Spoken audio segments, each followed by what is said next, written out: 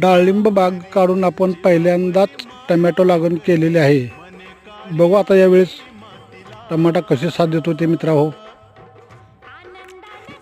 आता माती लावायला चालू आहे, नंतर पाहूया काय काम आहे. अजून आपल्याला यातलं नियोजन काय माहिती नाही, तरी आपले आहेत डोके साहेब मार्गदर्शन करणारे. त्यांच्या नियोजनावर आपण